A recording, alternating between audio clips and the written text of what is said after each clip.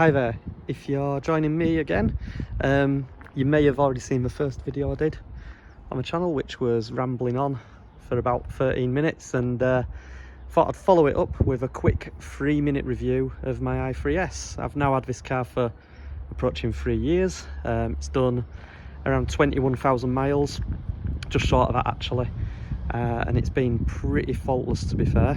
No real issues to report. So walking around the car,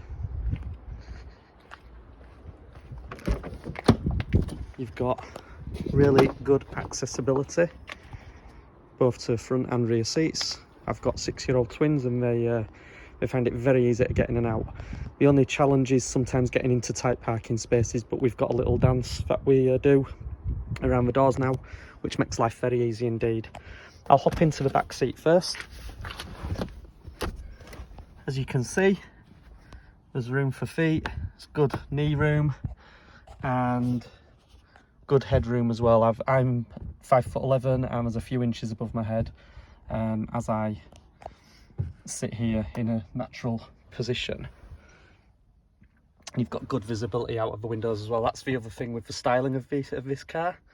It's got the low rear window, and if you're 6-year-old or small child, it means it's a lot easier to see out and helps with things like car sickness. This is how the dashboard looks. I went for the standard interior. I didn't like the loft and the lounge interiors or the suite interior, which is the brown leather. I much preferred the standard grey woolen cloth mix, which is wearing really nicely actually. I've had no issues with stains or spillages or anything like that. So sitting in the driver's seat, it's very sunny today, so you can see there's some dust on the screen there, but as we start up the vehicle,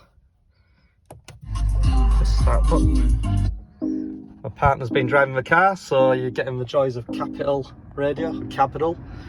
So you've got a really standardised BMW iDrive system. Again, works very intuitively.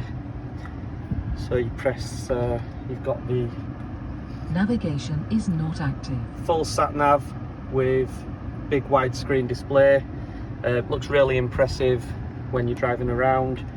You've got the full media, and you can obviously set the sat nav however you want. It works there's lots of other videos on YouTube that explain in depth how iDrive works. It's very straightforward, very easy to use, and you've got all your standard controls. So one good thing about the i3 is these number keys are actually hotkeys, so you can program each key how you want it. So I've got various radio stations saved. I've programmed some hotkeys to navigate to specific places, and like number 6, if I want to see the tyre pressures as I'm driving along, I just press number 6 and it'll tell me what the tyre pressures are. You've got a decent glove box as well, storing odds and ends, plenty of space in there, and good door pockets as well. You can fit some big 1-litre bottles in there, no problem at all. And you've got a cup holder down in the middle and armrest with loads of stuff that children carry around. Some visors are really good, and one other thing I really like about the i3, don't know if you can quite see it on screen, but you get a tinted top of the windscreen as standard. Not a lot of cars come with that as standard, but this one does, and it does make a difference on a really sunny day. So I'm walking around the car now to the back. I went for keyless entry on this car, so you've got the hot buttons there that you can press to open certain parts of the car. So walking around to the boot.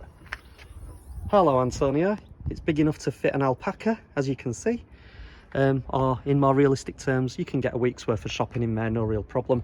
One other really good thing about the i3 is that I've actually moved house a couple of times while owning this car, and you can fold the rear seats down, take the parcel shelf out, and it becomes essentially a small van. So it's actually a lot more spacious than people give it credit for. These are the standard wheels you get on an i3s as well. I didn't go for the plus pack because all it does is paint those wheels black, and I hate black alloy wheels. And then under the bonnet you've got the frunk, where you can have a bag which is an option, and you can store all your stuff in there. So you've got the charging cable, various bits and bobs, towing hook, etc. And that's a quick walk around the car. As I say, it's been an absolute pleasure to live with. No real issues. It's going in a couple of months and will be replaced by a Polestar 2, which I'm really looking forward to getting. But I will miss this car. It's been a good servant. Thanks for watching, and hopefully we'll see you again soon.